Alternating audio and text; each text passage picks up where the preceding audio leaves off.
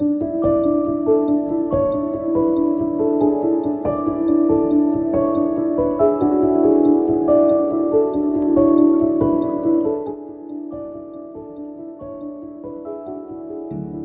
Connection Groups. It's so good to be in your home. I wish I could be there in person. We're about to start a series. The series is on Galatians. The first sermon is actually Grace Recall. Can you imagine starting a whole sermon series on a recall? I think sometimes when we hear that message, we're wondering, where was the first call? Well, the churches that he's addressing actually had a call of grace already. It was when they received the gospel in Acts 13 and 14 in each of those cities.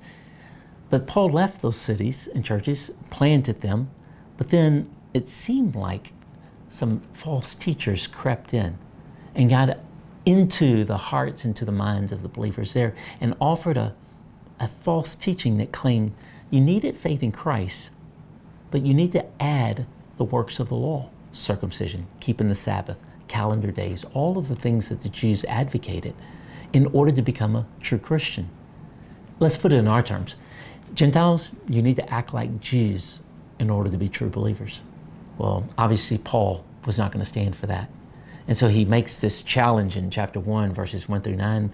But he reminds them that the work of Christ has already been completed and you don't need to add to that. In verse 3, he says, he already gave himself up for us and he rescued us. So the work is done. The heart of the message is found in verses 6 through 9, though. And this is where Paul expresses his shock, his amazement, he's taken back. It's almost like us when we go to a restaurant in COVID and find that it's shut down and it's our favorite restaurant. Like, what happened? Or if you're a football fan, you know that Messi left Barcelona and went to Paris. Are you just serious about that? And many of us are shocked by that. But I think sometimes it's more here in relational terms. When I do a wedding and 1 year later I find out that they're separated. Or when a young person grew up in IBC, went through Awana's children's ministry, youth ministry, and then they get to university and then 1 year later they claim they're agnostic or atheist. Shocked, amazement.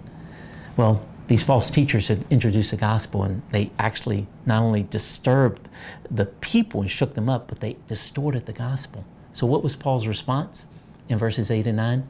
He says, cursed or anathema, which means God's wrath on him, not to just simply apply church discipline, but actually to deliver them over to the wrath of God. And he says, even if I did not deliver the gospel of truth to you and I twisted it or I added to it, then anathema to me as well. Now that's the curse. Is there a cure for this curse? Absolutely. It's called the faithfulness of God.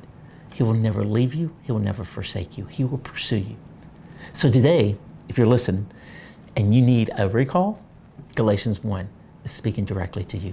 Maybe you've walked a bit away. Maybe your affections and your allegiances have waned. Maybe you're distracted.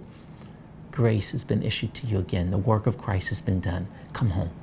Maybe you know someone who needs a recall. Somebody in your life that you know have defected away from the faith, and God is calling you to be the Apostle Paul to them to speak again an extension of grace. My prayer is that as we walk through the book of Galatians, you'll see grace throughout.